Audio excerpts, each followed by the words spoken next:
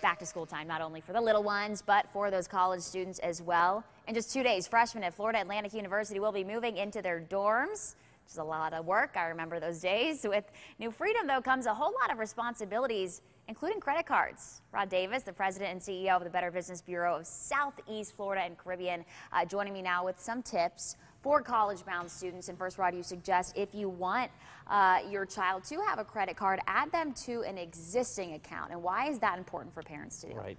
That's an easier way to get credit cards to your students, because you'll be able to bring them onto your card. They'll be able to take advantage of your rate, which is very good, and it's better than what they would be able to get as a first-time person getting a credit card.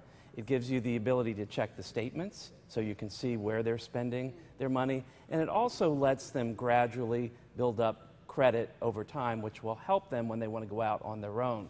The other opportunity that they could look into is whether they would want a student card, which is kind of like training wheels for the student with their credit cards. They can go to a place like bankrate.com and be able to look at the different options there. And that's another option, but it does open up some potential liabilities. So you want to make sure you have a responsible student if that's the route you go. And those training wheels are important because credit cards are so new for college students. They never use them before, and there's so many little things you can get into, tough situations that can affect you later in life. So exactly, definitely something to watch for. Okay, and you talk about checking your child's spending habits as well, but you also suggest setting limits on what they buy. Right. You want to sit down and come up with a budget, so you'll be able to develop that with them and identify the types of things that they can use the card for. And then once a month, just check in with them, go over the expenditures, make sure that they're living up to that budget. And some people have even tried just a little contract between the student and the parent so that you're able to set that out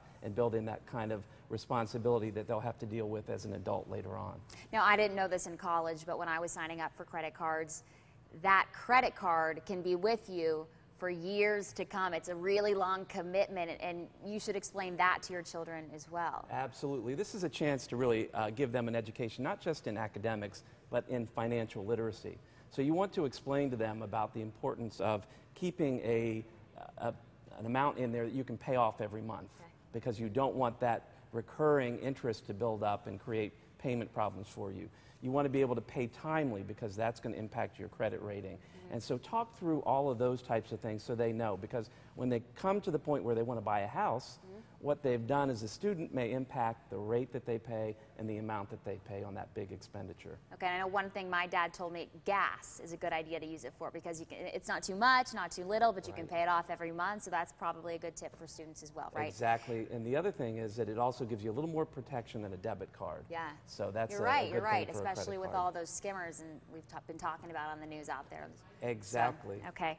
Well, thank you so much, Rob, for being here with us and giving us some tips. It's definitely something we need to be looking out for those college students as they head back to school. We appreciate your time. Thanks so much. And then